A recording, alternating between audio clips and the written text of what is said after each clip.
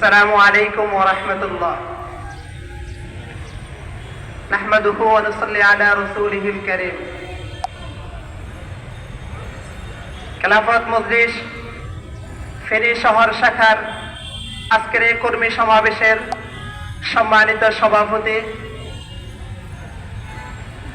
এবং আজকের এই প্রোগ্রামের সম্মানিত প্রধান অতিথি এবং আমার দূর দূরান্ত থেকে আগত দায়িত্বশীল এবং কর্মী ভাইয়েরা এবং মুসলিম ব্রাদার ইসলাম ভাইয়েরা, আসসালামু আলাইকুম ওয়া রাহমাতুল্লাহ। আসলে আমি বক্তব্য দেব না, তবুও দুই একটা কথা বলবো। আমরা বাংলাদেশ 90% মুসলমানের দেশ। 90% মুসলমানের দেশে আমাদের দেশে যেভাবে সংখ্যালঘু ভাইয়েরা, আমি মনে করি তারা আমরা যেরকম মায়ের কোলে শিশুরা যেভাবে নিরাপদ থাকে, আমাদের সংখ্যালঘু ভাইয়েরা আমাদের দেশে এরকম ওই রকম মায়ের কোলে নিরাপত্তার মতো থাকে।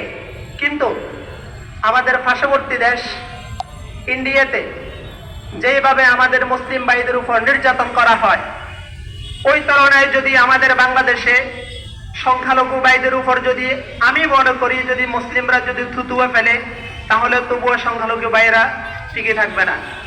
কিন্তু এরপরেও তারা যেভাবে, আপনারা অবশ্যই সবাই জানেন, গত 2 দিন আগে আমাদের চট্টগ্রাম যেভাবে এসকন নামক একটা সংগঠন আমাদের একজন অ্যাডভোকেট আরিফ ভাইকে যেভাবে নির্মমভাবে হত্যা করেছে, আপনারা সবাই জানেন। আমি এই প্রোগ্রাম থেকে সুস্পষ্ট ভাষায় বলতে চাই, যারা এই উস্কানিমূলক হিন্দুত্ববাদী যারা আমাদের এই মুসলিম ভাইদের উপর নির্যাতন করতেছে, আমি তাদেরকে খুব হুঁশিয়ারের সাথে বলতেছি, আপনারা আপনাদের এই উস্কানিমূলক কাজগুলো আপনারা বন্ধ করেন। প্রিয় তাওহীদি জনতা, আমরা বিগত 16 বছর যেইভাবে স্বৈরাচারী সরকারের নির্যাতনে আমরা ছিলাম, 5ই আগস্ট আমাদের ছাত্র ভাইরা যেইভাবে আন্দোলন করে স্বৈরাচার সরকারকে যেভাবে পতন করেছে, কিন্তু ওই সরকার, আমরা মনে করি ওই সরকার পতনের পরে আমরা স্বাধীনতা পেয়েছি, কিন্তু না, আমরা এখনো স্বাধীনতা পাই নাই। যেইভাবে আমাদেরকে বিভিন্ন সময় বিভিন্ন উস্কানিমূলক কাজগুলো হচ্ছে, আমি আজকের এই প্রোগ্রাম থেকে আমাদের মাননীয় উপদেষ্টার প্রতি আমি অনুরোধ করব, যেন যে সমস্ত উস্কানিমূলক কাজগুলো হচ্ছে যেন খুব দৃঢ়ভাবে এই উস্কানিমূলক কাজগুলোর প্রতি সচেতন থাকে এবং সর্বাত্মক থাকে।